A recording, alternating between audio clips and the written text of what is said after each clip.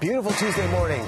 As you can see, live shots, Century Plaza Hotel and Spa, and back outside of 180 West 2nd in the parking lot for good reason. Don Romano, President and CEO of Hyundai Auto Canada, is here.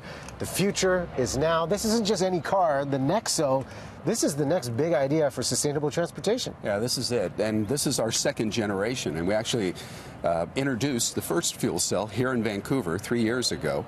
And this time we have taken it a step further and created really the most sophisticated, the most elaborate vehicle we have ever made. In fact, it's probably the most technologically advanced vehicle on the road today. Well, it's all about going greener. And France, why don't you come over here? Because we're going to talk about why this is so special.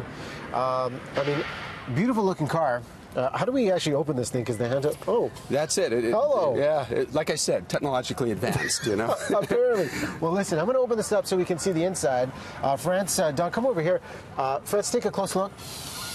New car smell. Wish you could smell that too. But why is fuel cell technology so special and the future here? Well, first of all, it's zero emissions, which is critical, and that is the future.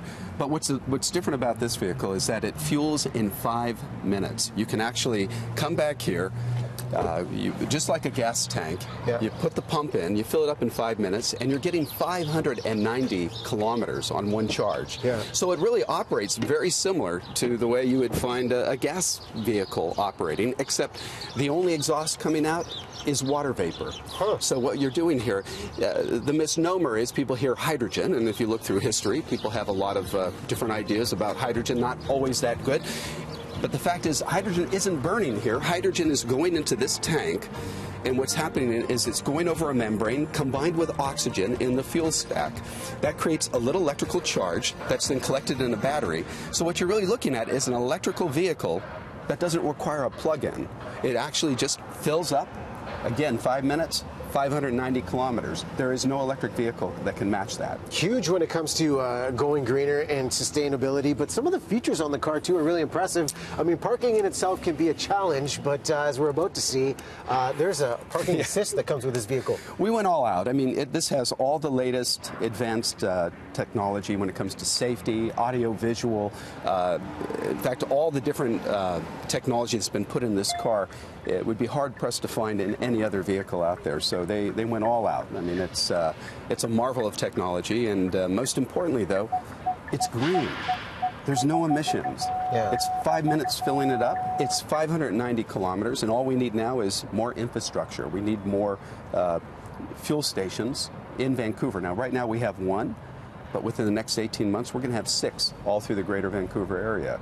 So it's going to make this a much more accessible vehicle for people who are commuting around town. Well, BC gets to be a leader for this. I know Quebec is going to implement that infrastructure as well. Another key feature to point out, the driving assist. How does that work here with the Nexo?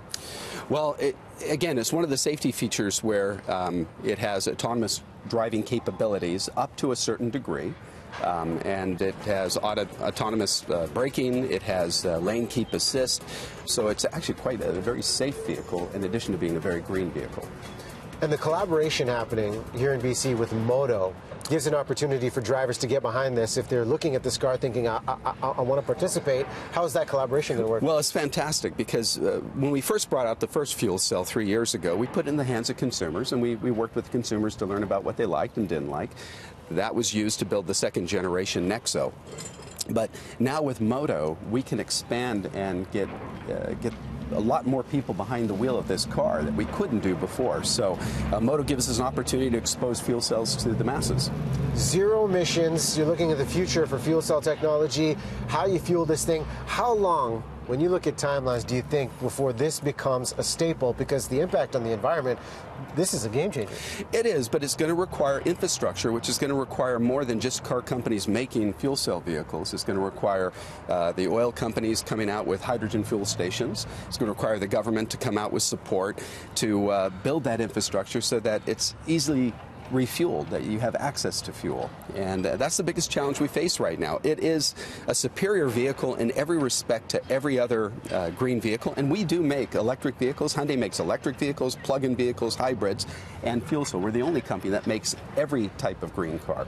But I can tell you personally that nothing compares to a fuel cell vehicle because of the rapid charging, because of the distance that you get, and the fact that it's an SUV. It's convenient, it has tremendous room and can accommodate the hockey players that have the bags in the back, or the kids that need to jump in and bring their friends with them. It's tremendous. But again, we need the infrastructure, and that's going to require other people coming to the party and helping build this greener, better future. Things are changing. Sustainability is now. Don, I appreciate you coming on.